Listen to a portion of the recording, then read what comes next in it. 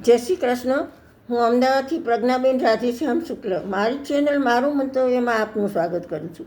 આજે હું એક આધ્યાત્મિક વિષય લઈને આવી છું, આનંદ લહરી. આનંદ લહરી એક એવો શંકરાચાર્ય રચિત સ્તોત્ર છે કે જેને આપણે વાંચીએ તો આપણને રોમ રોમ આનંદ થાય. શંકરાચાર્ય રચિત આ આનંદ લહરી સ્તોત્રમાં પોતે માતાજીની ભક્તિ અને પ્રિય ભક્ત બનવા માટે કેટલી આજીજી કરે છે, કાલાવાલા કરે છે, કેવી કેવી યુક્તિ કરે છે, કરગરે છે, પ્રાર્થના કરે છે. આ બધું બહુ સરસ રીતે વર્ણવેલું છે.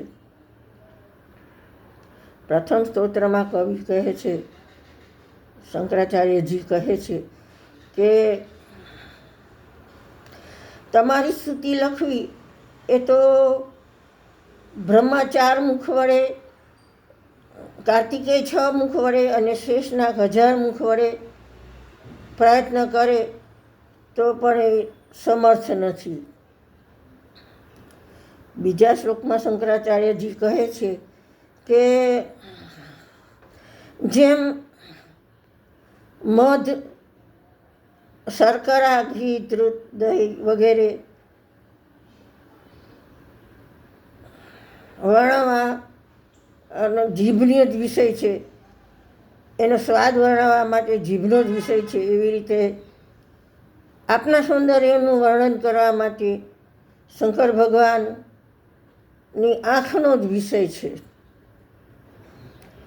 ત્યારબાદ શંકરાચાર્ય કહે છે કે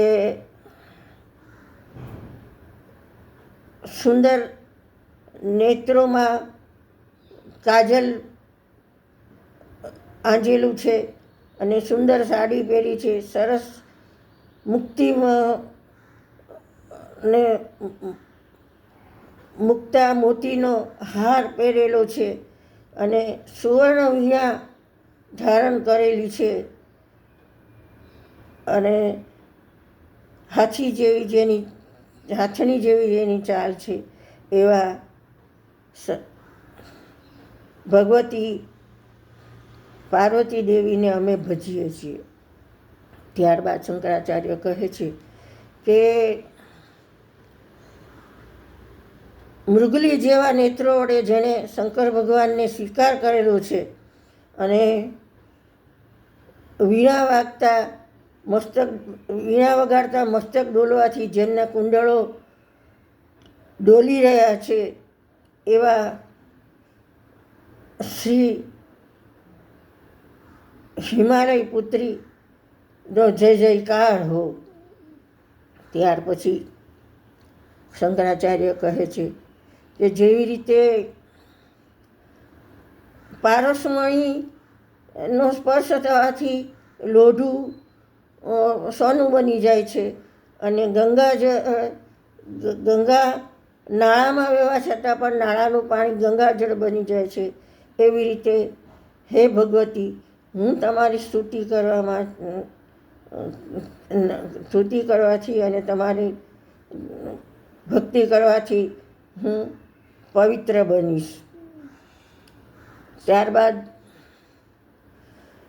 શંકરાચાર્ય કહે છે કે ભક્તિ કરનાર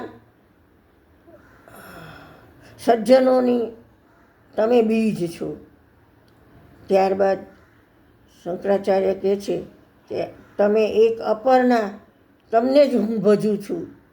વેલી લત્તા પાન સુંદર સુંદર એને તો બધા ભજે, પણ હું મારી બુદ્ધિ તમારામાં જ રહેલી છે, તમારી ભક્તિમાં જ લીન છે, માટે તમે મારી ઉપર દયા કરો. આમ કરીને શંકરાચાર્ય માતાજીની દયાની માગણી કરે છે. ત્યારબાદના શ્લોકમાં એવું કહ્યું છે કે ચાતકના મોઢામાં સહજ રીતે જ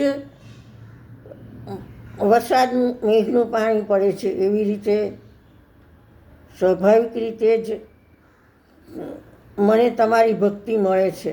હું એવો શું પ્રયત્ન કરું કે જેથી કરીને હું તમારી કૃપાને પાત્ર બનું પરંતુ ચાતક પક્ષીની જેમ મને પણ તમારી ભક્તિ સ્વાભાવિક રીતે જ મળે છે. ત્યારબાદ શંકરાચાર્ય કહે છે કે શંકર ભગવાન જે સ્મશાનમાં પડી રહે છે, ગંજેરી બંજેરી છે, રાખ શરીર ઉપર ચોડે છે, જે પશુપતિ છે, છતાં પણ તમારા સંગતથી જ એ આખા જગતના ઐશ્વર્યવાળા છે અને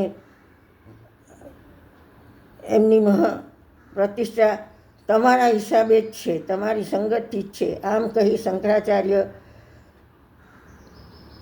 ભગવતીને વહાલા થવા જાય છે અને મસ્કો મારે છે. ત્યારબાદ શંકરાચાર્ય કહે છે કે શંકર ભગવાન પૃથ્વીનો વિનાશ કરવાવાળા અને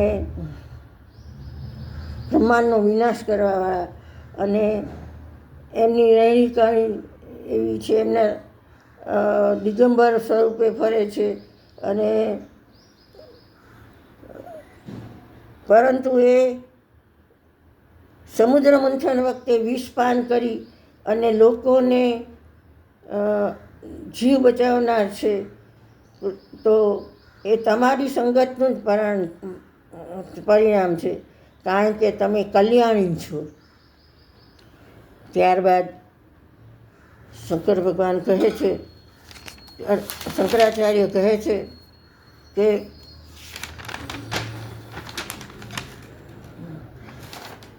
ગંગાજી તમારું સૌંદર્ય જોઈને હતાશ થાય છે અને ત્યારે તમે ગંગાજીને મસ્તક ઉપર સ્થાન આપી અને જગતમાં પ્રતિષ્ઠા આપી છે. અને શંકર ભગવાને મસ્તક ઉપર સ્થાન આપીને જગતમાં પ્રતિષ્ઠા આપી છે.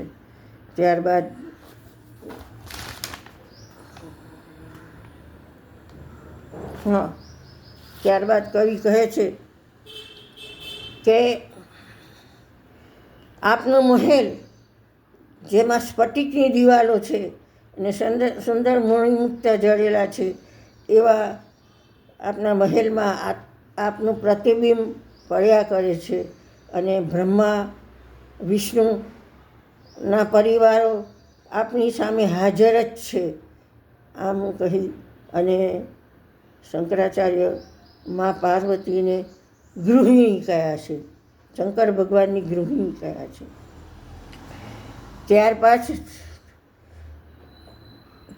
શંકરાચાર્ય કહે છે કે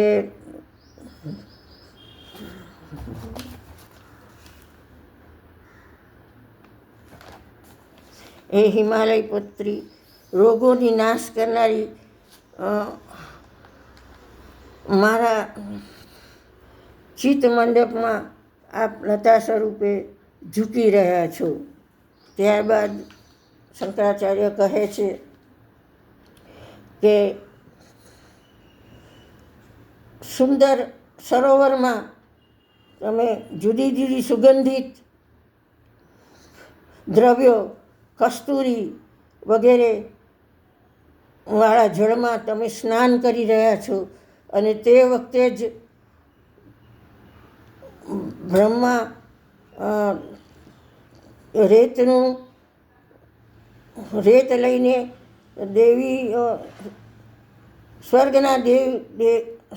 સ્વર્ગની સ્ત્રીઓની રચના કરે છે. ત્યારબાદ છેલ્લે